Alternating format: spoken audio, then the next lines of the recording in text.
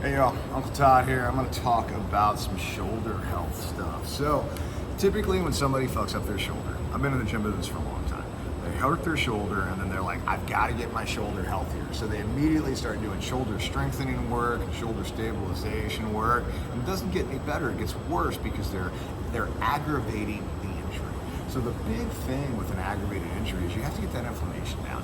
Typically I do this with soft tissue. I almost always start with a nice soft foam roller, especially if it's a really tender thing in the shoulder. And then I just kind of like get into it. So notice, I'm coming in here, I'm getting it right in this infraspinatus, teres minor area. It kind of goes back and forth. But basically I'm not in the hairy part of my armpit, I'm in the webbing underneath.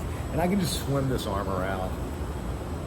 And as I swim this arm around, what I specifically want to think about is what my scapula is doing. So the scapula is those two bones on either side of your shoulder blades that kind of wing like this. So I want to think about what's that winging sensation happening. And what I can do is I can move forward and I can start to get this foam roller underneath that scapula and get a little bit of movement in there. So I'm just trying to get a little bit of space. And this can be sensational and there might be some pops. Provided none of that stuff is followed by any pain, you're gonna be fine. If it is followed by pain, you need to immediately stop what you do. And the same thing, anytime we're doing any soft tissue work, sensation is gonna be pretty high with a lot of this stuff. If you feel anything that sounds like Velcro tearing, immediately stop. Same thing if you feel any kind of burning or electricity. So I just kind of hit that shoulder just a little bit, just trying to see if I can get any movement there, see if I can get any sensation. Then I'm gonna do, a lot of people really dislike this, but this is an amazing exercise for scapular retraction. It's one of my favorites, and I think it's what really helped out my shoulders over time. So what I'm gonna do here specifically, and I'll show you from 3 different angles, is I'm gonna connect.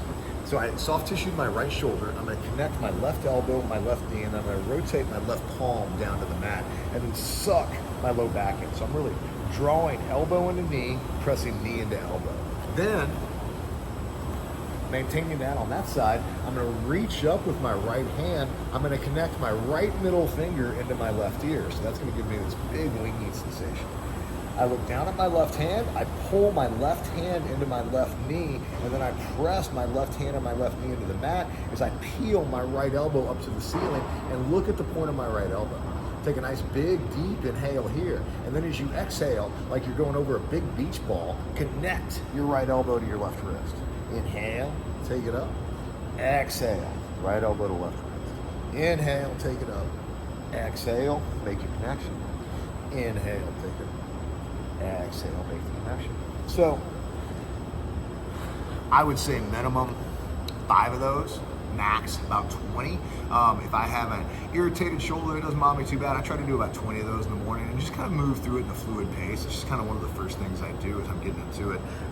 So for our purposes, we just did a little bit of soft tissue. We did a few shoulder slides. And what I want y'all to specifically see is how much further back I can get my right shoulder than my left shoulder. If y'all can see it peripherally, it's not even comparable how much further back my right, well, I mean, I guess it is comparable, it's about 5-7 degrees, but from every angle, I've just got more mobility, more movement, better range of motion. So, clearly do both shoulders, but that's an easy shoulder habit that you can get into to start the day. And if you want to take it a little step further, you can always thread the needle afterwards if you have time. So I would say first case scenario is doing the soft tissue, second case is doing the sliding elbow slide, and then this is going to be the last one where you are reaching up with that same hand and then diving that arm through, then laying weight on this arm. So again, if you can see me from the side, I'm actually connecting my breastbone to my bicep, and then I'm gonna crawl my other hand forward and push my right hip back. So I'm getting a lot of distraction in that shoulder. And then if you have a healthy neck, you can look to the right and just kind of hang out here. So we don't really do this for repetitions, we just do it for time. But ultimately what we did is a little bit of soft tissue work, a little bit of range of motion strengthening work, and now we have a nice little stretch in here to kind of finish up. And that's kind of the combination to happy shoulders. So if you can maintain that, you can always accelerate this by using a lacrosse ball. You can always make the shoulder slides a little bit more difficult. But again, it's not really necessary to make this stuff difficult. It's more necessary to make it consistent. So hope you enjoy that. Hope you have healthy shoulders. Appreciate you guys watching this. Y'all have a fantastic